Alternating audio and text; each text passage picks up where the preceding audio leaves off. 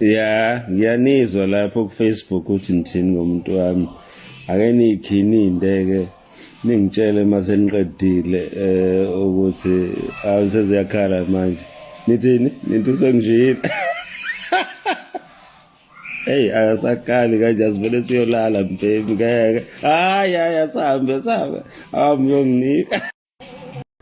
Hello Mzansi, welcome to Umgosi Mzansi. If today is your first time visiting this channel, please do the right thing and click the subscribe button, and also don't forget to smash the like button. There's a viral video of Umusa Mseligu and his fourth wife uMangwabe, and abantu abaningi baqakekile basilila nje bambe ungaphansi mlongo ukuthi hayibo kwendakalani manje la. So if still ungabelieve ukuthi laphana kuthando nesithembu kuya-actwa qha guys, angathi ukuthi ufuna ukubelieve amasekwende njani, unenkinga vele nje une-amnesia u-delusional.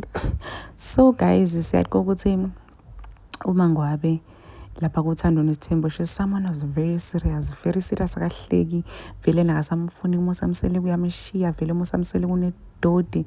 Siyaqoka ukuthi nje angeke umbone nje nelitinyo lakhe umbona hleka uhlezi nje serious because vele yena bekasho ukuthi vele yena uyahamba uyamshiya kuMusa Mseligu, vele yena uyindlela neqiniso.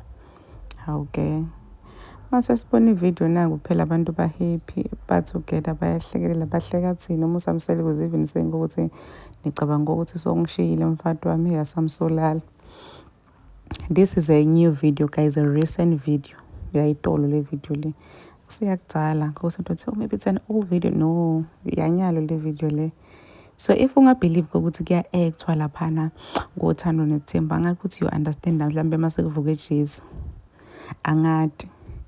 Hence why I always say ukuthi asinawo ama-reality shows thina la Mzansi. We don't have, like, we literally don't have nayinye ongaya-actwa nje. Why bangasikhumbi like something real, into le yendakalako like into their day-to-day lives, into le yendakalako vele leyiqiniso. Why bakhulume manga just to get views, just ukuthi sikhona ukubukela to get numbers? Why kufuna babe ne-drama?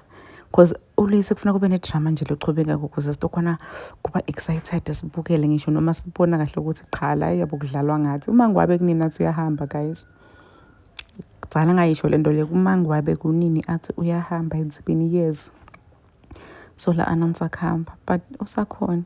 So aniboni nganini ukuthi kuya-actwa la. So people are saying ukuthi cha, le gang idlalile ngathi, le gang idlalile ngathi, imbhemi idlalile ngathi.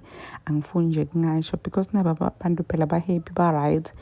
Tilima ngithi nje lesibabukela basenda sibelieve ukuthi I know they are breaking up vele.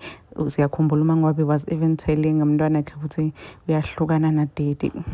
Please do comment what you think below down in the comment section. Don't forget to hit the notification bell. Mine ngiyavala la Stotsini.